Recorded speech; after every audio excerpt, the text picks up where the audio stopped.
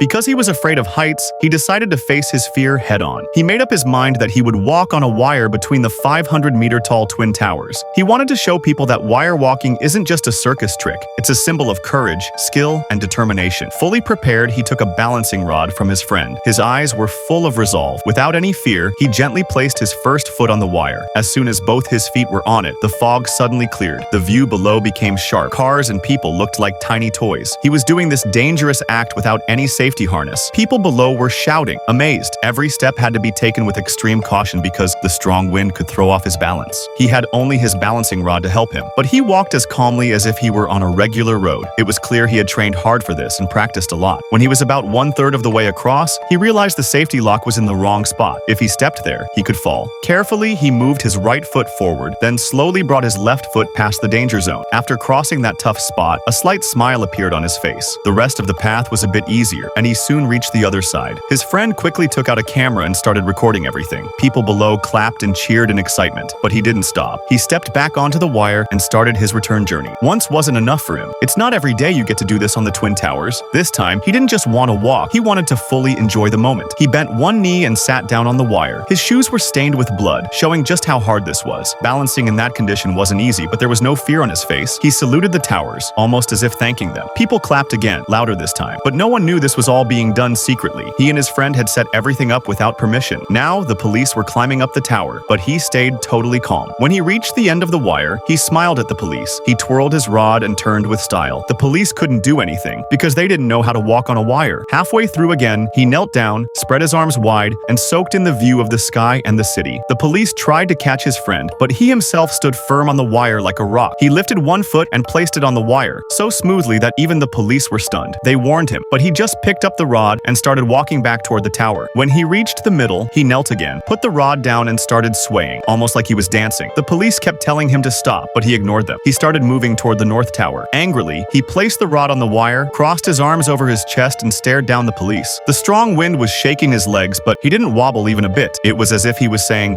"I'm the real boss here." People below had gone crazy. Everyone left their offices to watch him. Then a light rain began to fall. The faulty lock came loose. A screw flew off and fell. His foot slipped, but he saved himself. Now, a helicopter had arrived. The police announced that he had broken over 100 rules. His foot was injured and bleeding, but he slowly started to walk back. When he reached the rooftop, his leg was trembling. The lock was breaking, but he just barely made it. He smiled at the police, threw the rod into the air, and said, "Take that." The police caught him, but the people below clapped again because no real harm had been done. The judge sentenced him to teach wire walking to kids for free, and the Twin Towers management gave him a permanent pass.